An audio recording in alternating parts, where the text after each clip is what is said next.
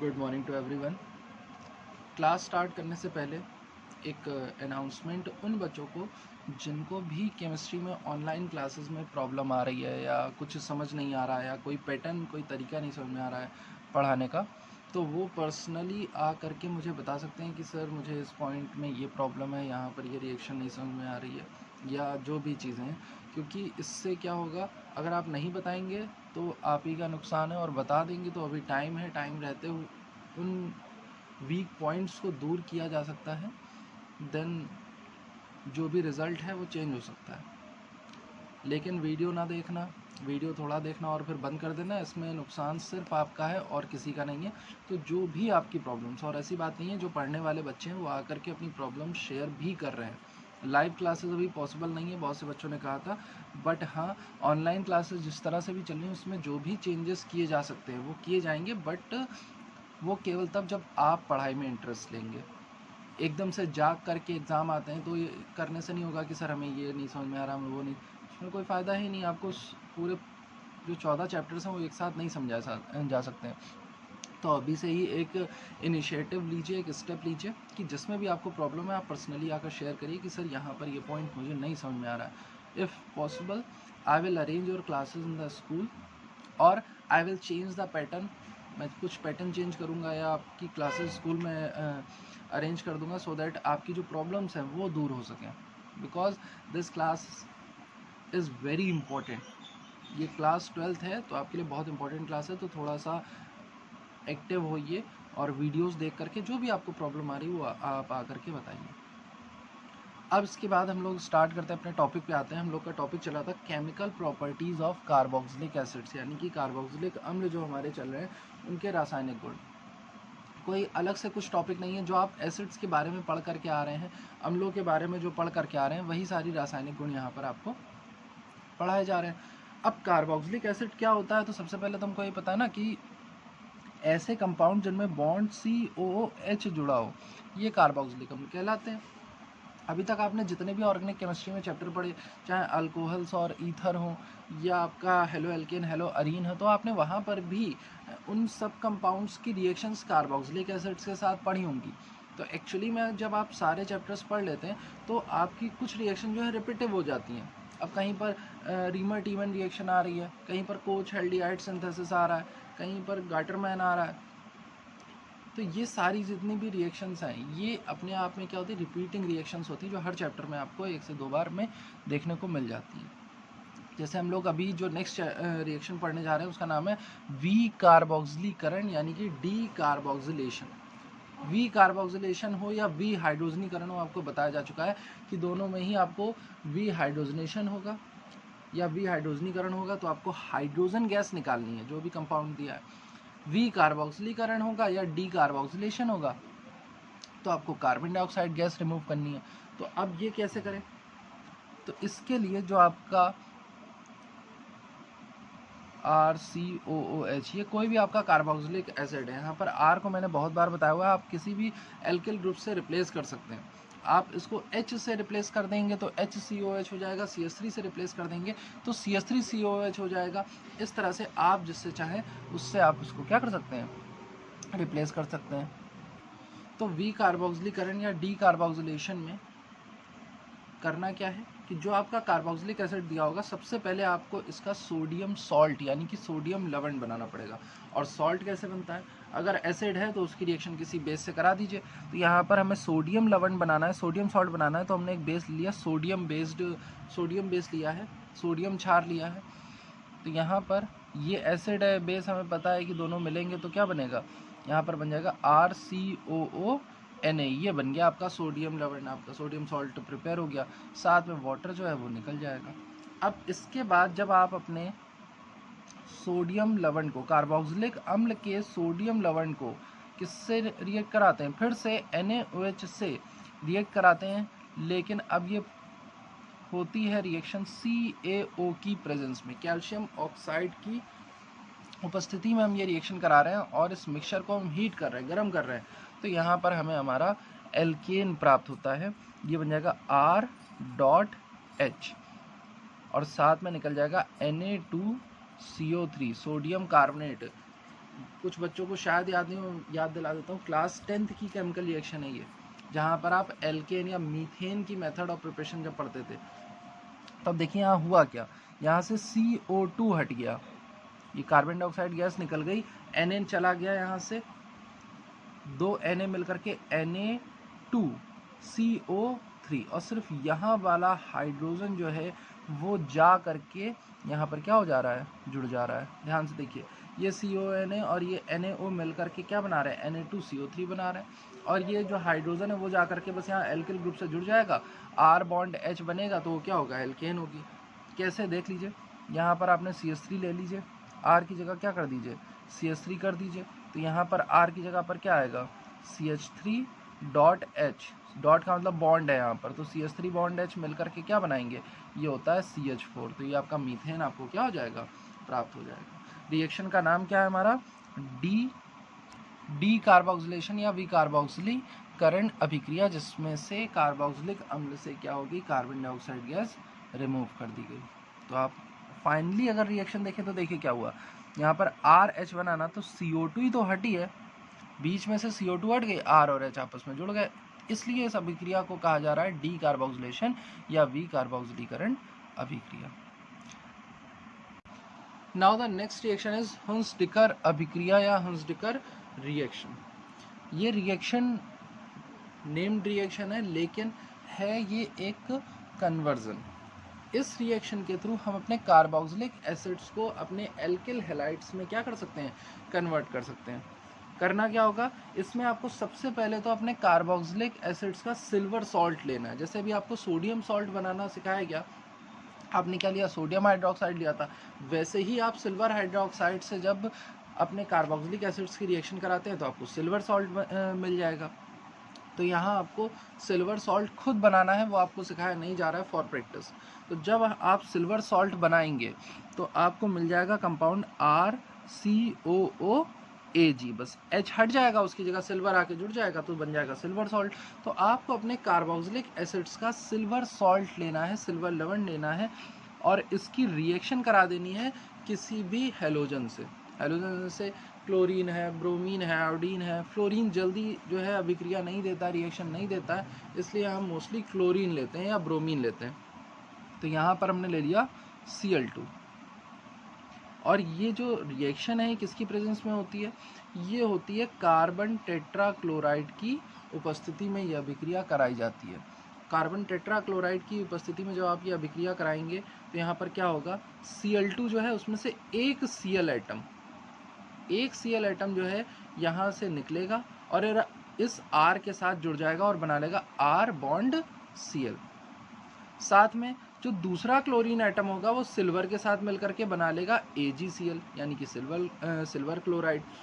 And ये जो CO2 देख रहे हैं ये आपका कार्बन डाइऑक्साइड गैस के रूप में क्या हो जाता है, बाहर निकल जाता है। और इस तरह से इस हिंस-डिकर अभिक्रिया में, हिंस-डिकर रिएक्शन में क्या हुआ कि जो हमारे कार्बोक्सिलिक एसिड्स के सिल्वर सॉल्ट होते हैं वो डायरेक्ट किस में कन्वर्ट हो जाते हैं, RCl यानी कि एल्किल हैलाइड में कन्वर्ट हो जाते हैं। रिएक्शन क्या हुई, एक Cl आइटम आया, Cl बॉन्ड Cl था, देखिए यहाँ पर Cl2 को क्या लिख सकते हैं, Cl बॉन्ड Cl लिख सकते हैं।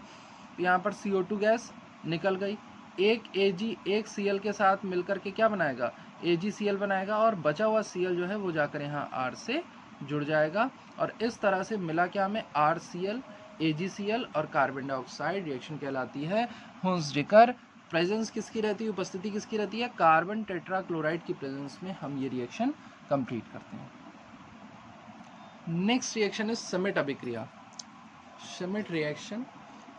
इस रिएक्शन में क्या होता है कि जो हमारे कार्बोक्सिलिक एसिड्स होते हैं वो हाइड्राजोइक एसिड्स, अब फिर आप याद करिए समिट रिएक्शन हम इससे पहले भी पढ़ चुके हैं। हाइड्राजोइक एसिड का फॉर्मूला N3H, मैंने आपको ये चीज़ पहले बताई हुई है। अमोनिया होती है NH3 और हाइड्राजोइक एसिड होता है N3H। हाइड्राजोइक अम्ल की अभिक्रिया क्या होती है, N3H होती है। तो जब हमारा कार्बोक्सिलिक एसिड हमारे हाइड्राजोइक एसिड के साथ रिएक्शन करता है, हाइड्राजोइक अम्ल के साथ अभिक्रिया करता है, तो वो प्राइमरी अमीन्स यानी कि प्राथमिक अमीनों में क्या हो जाता है, परिवर्तित हो जाता है। और प्राइमरी अमीन्स के मेथड ऑफ प्रिपरेशन में ही आपको ये केमिकल रिएक्शन पढ़ाई गई थी। तो देखिए आपने इसको वहाँ पर भी पढ़ा हुआ, आप इसे यहाँ पे फिर से पढ़ रहे हैं, तो ये रिपीटेड रिएक्शंस हैं। ये बहुत ज़्यादा रिएक्शंस नहीं होती, वो एक दूसरे में रिपीटेड होती हैं।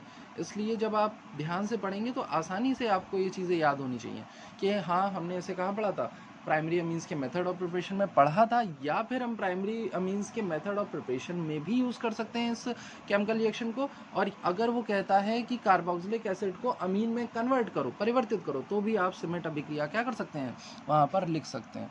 रिएक्शन होती क्या है, आपको अपना एक कार्बोक्सिलिक एसिड लेना है, हमने ले लिया for example RCOOH।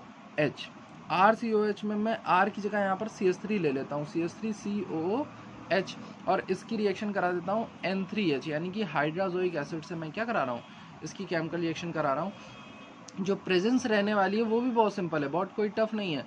Concentrate H2SO4 यानी कि सांद्र सल्फ्यूरिक अम्ल की उपस्थिति में यह अभिक्रिया होती है। मिक्सचर को हम हीट करते हैं तो हमें जो है RnH2 यानी कि हमारी प्राइमरी अमीन जो है हमें प्राप्त हो जाती है। साथ में कार्बन डाइऑक्साइड गैस रिमूव हो जाती है और नाइट्रोजन यानी N2 गैस जो होती है वो निकल जाती है, और ये रिएक्शन कहलाती है श्मिट अभिक्रिया या श्मिट रिएक्शन। अब इसके बाद जो आप नेक्स्ट रिएक्शन पढ़ने जा रहे हैं that is reaction with ammonia, यानी कि अमोनिया के साथ अभिक्रिया। इस अभिक्रिया में आप 2 से 3 कन्वर्जन पढ़ेंगे, इंटर कन्वर्जन्स हैं। बहुत से बच्चे पूछ रहे थे कि सर इंटर कन्वर्जन्स कैसे याद किए जाते हैं, तो एक सिंगल रिएक्शंस होती है उसमें आप इंटर कन्वर्जन्स को और अच्छे से समझ सकते हैं। करना क्या होगा, यहाँ पर आपको अपने कार्बोक्सिलिक एसिड की रिएक्शन जो है वो अमोनिया से करानी है। तो हमने यहाँ पर ले लिया RCOOH और इसकी रिएक्शन करा रहे हैं हम NH3 से, यानी कि अमोनिया से हम इसकी क्या करा रहे हैं, रिएक्शन करा रहे हैं। जब अमोनिया से आप कार्बोक्सिलिक अम्ल की रिएक्शन कराएंगे तो सबसे पहले तो आपको मिलेगा आपका अमोनियम सॉल्ट, यानी कि ये दोनों चीज़ें आपस में जुड़ जाती हैं और बन जाता है RCOONH4। NH4 जो होता है अमोनियम होता है। अब ये अमोनियम सॉल्ट क्यों कहलाया, भाई ये एक एसिड है, अमोनिया एक बेस होता है, दोनों मिलकर के जो कंपाउंड बनाएंगे वो सॉल्ट कहलाएगा, क्योंकि इस सॉल्ट में अमोनियम आयन प्रेजेंट है इसलिए इसका नाम पड़ गया अमोनियम सॉल्ट। चीज़ें याद करना और इजी हो गया। RCOH react with NH3 gives RCONH4, तो पहला कन्वर्जन हो गया कि आपने क्या करा, अमोनियम सॉल्ट बना लिया। दूसरा आइए, दूसरे कन्वर्जन में आपको क्या करना है कि ये जो अमोनियम सॉल्ट मिला इसको बस आप हीट कर दो। जब आप थोड़ा सा इसको हीट कर देते हो तो इसमें से वाटर जो है वो निकल जाता है, जल के अणु निकल जाते हैं और ये बन जाता है RCONH2। अब आपको ये पता होना चाहिए कि CONH2 जो होता है वो एक अमाइड होता है। यहाँ पर अगर आप यहाँ पर CH3 ले लेंगे तो ये एसिटामाइड बन जाएगा। तो ये आपको अमोनियम सॉल्ट को हीट करने पे क्या मिला, एक अमाइड मिल गया, यहाँ पर मैंने लिख दिया अमाइड। ये हमारा दूसरा कन्वर्जन हो गया। अब देखिए कैसे, इस रिएक्शन में आपने कार्बोक्सिलिक एसिड से भी अमाइड को बनाना सीखा और अमोनियम सॉल्ट से भी अमाइड को बनाना आपने इसमें सीखा। यहाँ पर ये जो था ये हमारा अमोनियम सॉल्ट था, यानी कि अमोनियम लवण। लेकिन ये रिएक्शन यहीं स्टॉप नहीं होती है। हम क्या करेंगे, जो हमें अमाइड मिला इसकी रिएक्शन हम करा देंगे P2O5 से। किससे करा रहे हैं, P2O5, नाम होगा फॉस्फोरस पेंटाऑक्साइड। और जैसे ही आप इसकी प्रेजेंस में अमाइड को हीट करते हैं तो जो आपका अमाइड है वो एल्किल साइनाइड में RCN में कन्वर्ट हो जाता है और H2O फिर से क्या हो गया, निकल गया। यहाँ पर जैसे यहाँ पर वाटर निकला था, फिर से हमने फास्फोरस पेंटाऑक्साइड की प्रेजेंस में रिएक्शन कराई, बचा हुआ जो वाटर था वो भी निकल गया, बन गया एल्किल साइनाइड। तो देखिए आपने इससे इसमें कन्वर्जन सीखा, अमोनियम सॉल्ट से अमाइड में सीखा और अमाइड में एल्किल साइनाइड में कन्वर्जन सीखा। और आप चाहें तो इसको RCOS से RCN का कन्वर्जन भी कह सकते हैं 2 स्टेप में। तो ये था reaction with ammonia, important conversion है, इसे याद करेंगे। याद करने का मतलब है कि इसको 1-2 बार प्रैक्टिस करेंगे लिख करके तो आपको ये रिएक्शन अच्छे से समझ में आ जाएगी। सिर्फ प्रेजेंस आपको याद रखनी है कि किस रिएक्शन में प्रेजेंस किसकी होती है। इसके बाद हमारी जो नेक्स्ट रिएक्शन है वो है HVZ या हेल-वॉलहार्ड-ज़ेलिंस्की अभिक्रिया। इस रिएक्शन को हिंदी मीडियम और इंग्लिश मीडियम दोनों ही जो है HVZ रिएक्शन से याद रखेंगे या फिर हेल-वॉलहार्ड-ज़ेलिंस्की अभिक्रिया। वैसे यही नाम यहाँ पर जो है लिख करके बोर्ड में आता है या आप कहीं भी पढ़ेंगे तो HVZ रिएक्शन आपसे बोली जाती है। तो इसका फुल फॉर्म होता है हेल-वोल्हार्ड-ज़ेलेंस्की अभिक्रिया। होता क्या है इस रिएक्शन में, तो हमारे जो हायर कार्बोक्सिलिक एसिड्स होते हैं या उच्च जो हमारे कार्बोक्सिलिक अम्ल होते हैं वो क्लोरीन या ब्रोमीन के साथ रिएक्शन करके अल्फा सब्स्टिट्यूटेड एसिड्स देते हैं। यानी कि एसिड तो ये पहले से ही है, जो कार्बोक्सिलिक अम्ल हैं वो अम्ल पहले से ही होते हैं, लेकिन उनमें जो अल्फा कार्बन पाया जाता है वहाँ पर हाइड्रोजन हट करके क्या जुड़ जाते हैं, क्लोरीन और ब्रोमीन के एटम जाकर वहाँ जुड़ जाते हैं। तो जो प्रोडक्ट मिलता है, जो हमें उत्पाद प्राप्त होता है वो कहलाता है अल्फा सब्स्टिट्यूटेड एसिड्स, यानी कि अल्फा प्रतिस्थापित हेलो अम्ल हमें वहाँ पर प्राप्त होते हैं। ये जो अभिक्रिया है इसमें जो प्रेजेंस रहती है वो रहती है सनलाइट की, यानी सूर्य के प्रकाश की उपस्थिति हो सकती है, फॉस्फोरस की प्रेजेंस रह सकती है, आयरन की प्रेजेंस रह सकती है, आयोडीन की प्रेजेंस रह सकती है। इतनी सारी चीज़ें हम जो है यहाँ पर इनमें से कोई भी एक चीज़ जो है हम यूज़ कर सकते हैं एज कैटलिस्ट। जो हमारे निम्न अम्ल होते हैं, लोअर एसिड्स, यानी कि हायर एसिड्स तो होंगे उनके लिए प्रेजेंस दूसरी है, लेकिन जो निम्न अम्ल है हमारे, निम्न अम्ल का मतलब हो गया एसिटिक एसिड है, प्रोपेनोइक एसिड है, ये लोअर मेंबर्स माने जाते हैं, निम्न सदस्य माने जाते हैं हमारे कार्बोक्सिलिक फैमिली के। तो इनकी जो ये HVZ अभिक्रिया है ये केवल सूर्य के प्रकाश की उपस्थिति में ही संपन्न हो जाती है, यानी कि सनलाइट की प्रेजेंस में ही ये रिएक्शन कंप्लीट कर लेते हैं। लेकिन जो हायर हमारे एसिड्स हैं, हायर कार्बोक्सिलिक अम्ल हैं, उनके लिए सनलाइट के अलावा हम फॉस्फोरस, आयरन, आयोडीन, इनका यूज़ भी क्या कर सकते हैं, उपयोग हम इसे कर सकते हैं। तो देख लेते हैं रिएक्शन होती क्या है। सिंपल सी रिएक्शन है कि हमें क्या लेना है कि हायर कार्बोक्सिलिक एसिड लेना है। तो यहाँ पर हमने ले लिया फॉर सपोज ये हमने पेंटेनोइक एसिड ले लिया, 5 कार्बन की चेन है यहाँ पर और COH ग्रुप लगा हुआ है 1 2 3 4 5, ठीक है। अब इसमें से मैंने आपको बताया था कि जो फंक्शनल ग्रुप का जो कार्बन होता है, क्रियात्मक समूह वाला जो कार्बन होता है, उसके ठीक बाद वाला कार्बन जो कहलाएगा वही अल्फा कार्बन कहलाएगा।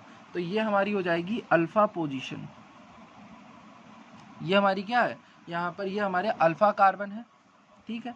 तो हमें क्या कराना है, हमें अब इस पेंटानोइक एसिड की जो अभिक्रिया है वो क्लोरीन या ब्रोमीन से करानी है, बस इतना कर देना है। और इसमें होगा क्या कि यहाँ पर कार्बन में जो 2 हाइड्रोजन आप देख रहे हैं, एक एक करके ये हाइड्रोजन हटेंगे और इनकी जगह पर क्लोरीन या फिर ब्रोमीन, जिससे भी आप अभिक्रिया करा रहे हैं, वो आकर के जुड़ जाएंगे।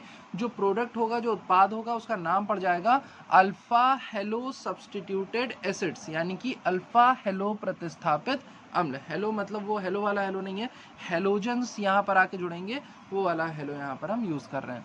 तो रिएक्शन स्टार्ट करते हैं। सबसे पहले हमने इसकी अभिक्रिया करा दी, फॉर सपोज यहाँ पर Cl2 ले लिया हमने।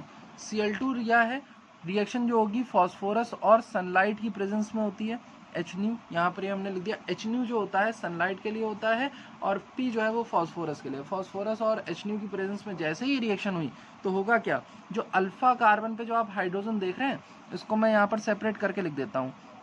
ये C था, एक हाइड्रोजन मैंने ऊपर बना दिया और एक हाइड्रोजन यहाँ पर नीचे बना दिया, ठीक है। इसको थोड़ा सा और साफ करके आपके सामने लिख देता हूँ उस रिएक्शन को। तो ये हमने अपना पेंटेनोइक अम्ल ले लिया, जिसमें जो अल्फा कार्बन है हमारा, जो अल्फा कार्बन है इसमें 2 हाइड्रोजन्स को मैंने ऊपर नीचे सेपरेट करके लिख दिया है आपके सामने। रिएक्शन में कराने जा रहा हूँ क्लोरीन से Cl2 का अटैक कराने जा रहा हूँ। उपस्थिति जो है वो है फॉस्फोरस की और सनलाइट की उपस्थिति में हम ये अभिक्रिया कराते हैं। तो क्या होगा, सबसे पहले एक हाइड्रोजन जो है यहाँ से वो एक क्लोरीन एटम लेकर के निकल जाएगा और बना लेगा क्या, HCl। तो HCl तो सबसे पहले रिमूव हो जाती, बचा क्या, बचेगा हमारा CH3 CH2 बॉन्ड CH2। और अब देखिए यहाँ पर जो कार्बन है इससे ऊपर क्या जुड़ जाएगा, जाकर ऊपर इससे जुड़ जाएगा क्लोरीन एटम, नीचे अभी भी क्या है, हाइड्रोजन, और ये हमारा यहाँ पर लगा हुआ है COOH। तो ये इस तरह से रिएक्शन कंप्लीट होती, साथ में निकला क्या, HCl जो है वो निकल गया। अब ये रिएक्शन यहीं स्टॉप नहीं होती, अब हम क्या कराएंगे, फिर से ये जो हमें प्राप्त हुआ है इसकी अभिक्रिया किससे करा देंगे, क्लोरीन एटम से फिर से करा देंगे, क्लोरीन एटम से। और प्रेजेंस किसकी रखेंगे, वही हमारा फॉस्फोरस और HNu। यहाँ पर सनलाइट और फॉस्फोरस की प्रेजेंस में रिएक्शन कराते हैं। तो जब हम अब फिर से Cl2 से कराएंगे तो अब इस बार क्या होगा, ये वाला जो हाइड्रोजन है वो यहाँ से एक क्लोरीन एटम को लेकर के निकल जाएगा और ये हो जाएगा माइनस HCl निकल गया। तो बचा क्या, जो दूसरा वाला क्लोरीन एटम है वो यहाँ पर जाकर जुड़ जाएगा और अब हमारा कंपाउंड बन जाएगा CH3 bond CH2, bond CH2, C, यहाँ पर Cl, नीचे Cl, और ये हो गया COOH। देखने में रिएक्शन बड़ी लग रही है लेकिन छोटी सी रिएक्शन होती है। इसका नाम क्या पड़ जाएगा? अल्फा पोजीशन पर 2 क्लोरीन एटम जुड़े हुए हैं तो हो जाएगा alpha comma alpha die chloro pentanoic acid या पेंटेनोइक अम्ल। और यहाँ पर इसका नाम क्या पड़ेगा? इसका नाम सिर्फ पड़ जाएगा अल्फा क्लोरो पेंटेनोइक एसिड। क्यों है अल्फा क्लोरोपेंटेनोइक अम्ल पड़ेगा? क्योंकि यहाँ पर सिर्फ अल्फा पोजीशन पर एक क्लोरीन एटम जो है रिप्लेस हुआ है, इसलिए यहाँ पर इसका नाम हो जाएगा अल्फा क्लोरोपेंटेनोइक एसिड। और यहाँ पर 2 क्लोरीन एटम आ गए हैं इसलिए इसका नाम पड़ गया alpha comma alpha di chloropentanoic acid. Reaction कहलाती है हमारी HVZ रिएक्शन, यानी कि हेल्महोल्ट्ज ज़ेलिंस्की अभिक्रिया, जिसमें हमें कार्बोक्सिलिक अम्ल की अभिक्रिया, कार्बोक्सिलिक एसिड्स की रिएक्शंस क्लोरीन या ब्रोमीन से कराने पर अल्फा हेलो सब्स्टिट्यूटेड एसिड्स या अल्फा हेलो प्रतिस्थापित अम्ल प्राप्त होते हैं। किसी को भी अगर ये केमिकल रिएक्शन नहीं समझ में आई है तो वो जो है पूछ लेगा मुझसे।